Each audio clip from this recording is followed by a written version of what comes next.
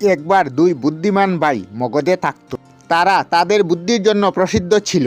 এখানকার রাজা তাদের বিষয়ে শুনে তাদেরকে তার রাজদরবারের মন্ত্রী ঘোষণা করে। একদিন দুই ব্যক্তি রাজদরবারে এসে তাদের মধ্যে ঝগড়া করছিল। তারা তাদের ঝগড়ার মীমাংসা চাচ্ছিল।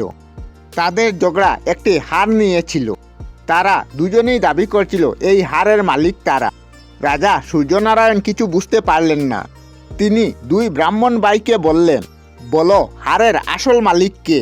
ছোট ভাই দুজনের হাতের গন্ধ নিল, তারপর বলল, এই হার মোটা ব্যক্তির। একথা শুনে সে খুশি হলো। তখন সে বলল, সত্যি মহারাজ, এটি আমার হার। আমরা তো দুই ভাইয়ের বুদ্ধির পরীক্ষা নিতে এসেছিলাম।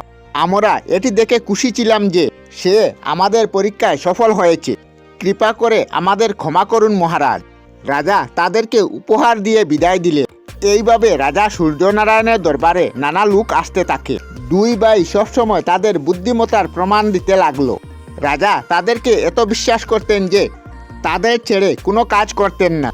একদিন রাজা সূর্যনারায়ণকে তার নিকটবর্তী রাজা একটি সন্দেশ দেয়। সে রাজা সূর্যনারায়ণকে মিত্রতার সন্দেশ পাঠায়, কিন্তু ওই রাজ্যের সাথে তাদের সম্পর্ক ভালো ছিল না। রাজা সত্যনারায়ণ ভাবতে পারছিলেন না যে তিনি এই প্রস্তাব গ্রহণ করবেন কিনা। তিনি দুই ভাইকে ডেকে বললেন, আপনারা ওই রাজ্যে যান এবং রাজার প্রস্তাবে সত্যতা যাচাই করেন। শীঘ্রই দুই ভাই ওই রাজ্যে যায়। তারা ওই রাজ্যের রাজার সাথে কয়েকদিন কাটায়। তারা ওই রাজ্য থেকে এসে রাজাকে বললেন, মহারাজ, যদি আপনি ওই রাজ্যের মিত্রতা গ্রহণ করেন তবুও আপনাকে সাবধান থাকতে হবে। এটি ওই রাজ্যের চাল হতে পারে। কিছুদিন পর ওই রাজ্য থেকে রাজা সূর্যনারায়ণকে একটি উপহার দেয়। এটি একটি সুন্দর সিংহাসন ছিল, যেটিতে রত্ন লাগানো ছিল। রাজা ওই সিংহাসন দেখে তার অনেক পছন্দ হল। যখন তিনি এটাতে বসতে গেলেন তখন বড় ভাই বলল, মহারাজ, আপনি এটাতে বসবেন না। আমার মনে হয় এটাতে একটি চুল আছে। এটা শুনে রাজদরবারীরা হাসতে লাগলেন। তারা বলতে লাগলো, একটি চুল রাজার কি ক্ষতি করতে পারে? রাজা এক প্রতাপশালী যোদ্ধা ছিলেন। তখন এক মন্ত্রী হেসে বলল, শ্রীমান, আপনাকে এটা মনে করিয়ে দিতে হবে কি আমাদের মহারাজ কোনো কুমল যুবতী নন, তিনি এক মহান যোদ্ধা। বড় ভাই বলল, আপনি আমার উপর হাসার আগে আমার কথা সত্যতা প্রমাণ করুন, আর আমি মহারাজের রক্ষায় কোনো অসাবধানতা রাখতে চাই না। ওই সময় রাজা আশ্চর্য হলেন এবং সিংহাসনকে ভালোভাবে দেখা হলো। এটাতে একটি আশ্চর্যজনক মোটা চুল লাগানো ছিল। পরীক্ষা করে দেখা হলো এটাতে বিষ লাগানো ছিল।